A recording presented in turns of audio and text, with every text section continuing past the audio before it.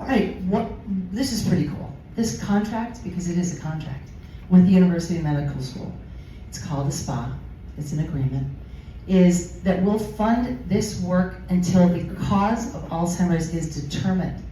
No one has ever done that. Usually research is super, super finite. And it's finite not only in its goal, but in the amount of time. This is open-ended, this is evergreen, and that is our funding commitment. The research can pivot, which is exactly how it should be. Research is extremely creative. And if you put in a grant application, RFP, and you say that this is what we're gonna do, and all of a sudden something spontaneous happens, like penicillin, that's exactly what happened.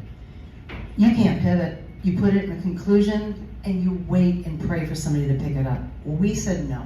We want our researchers to pivot anytime they want.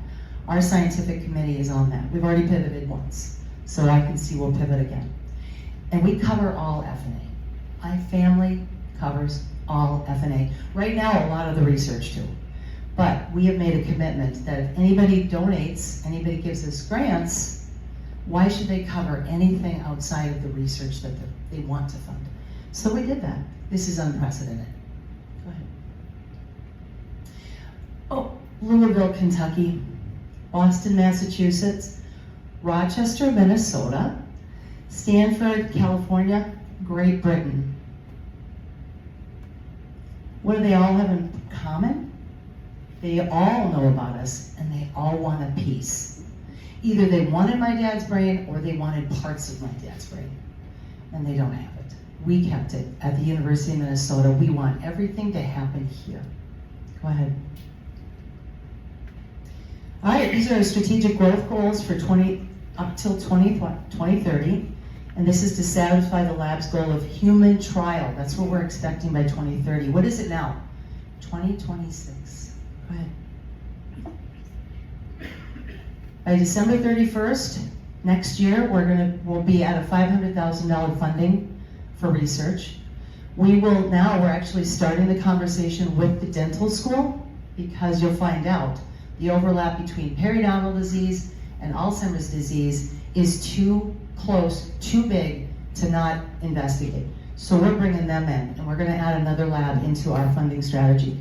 And then we are also, this is gonna establish a collaborative initiative between medical school dentistry, the School of Dentistry, to expand the research capacity and interdisciplinary cross-pollination. Okay. Then by 2028, we will be up to $1 million in spending. We will begin developing a new SPA agreement with the University of Minnesota College of Veterinary Medicine. No kidding, cats and dogs get Alzheimer's.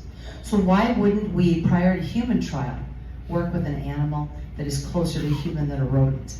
And how many animal lovers here wouldn't like to save their dog or their cat? So that is something that we're already talking about without question. It'll happen. Tenacity times 10. All right, next one. By December 31st, 2029, we will be up to $3 million in annual research funding. We will be directly sponsoring 3 separate labs and collaborating with many more. We're right now about, as I mentioned, we're moving into animal model. We're working with a diabetic lab and of course the School of Dentistry, because we'll be sharing tissue from what we harvest. And I'll tell you a little bit more about that. But diabetes type 2 is related to oral bacteria. Alrighty. 2030, we will initiate preclinical animal studies. That'll be the first half. And we'll be preparing by July 2030 to move into human clinical trial.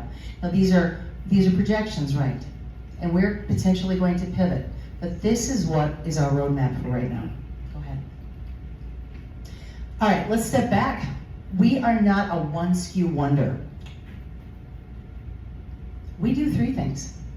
Yes, we found this beautiful lab. But we also offer free Alzheimer's prevention to the community that is at risk, and that is my older population. It's called Keeping Your Mind. And we also support Alzheimer's families. I get a lot of calls, a lot of emails. I'm referring people all over the place. It comes through us.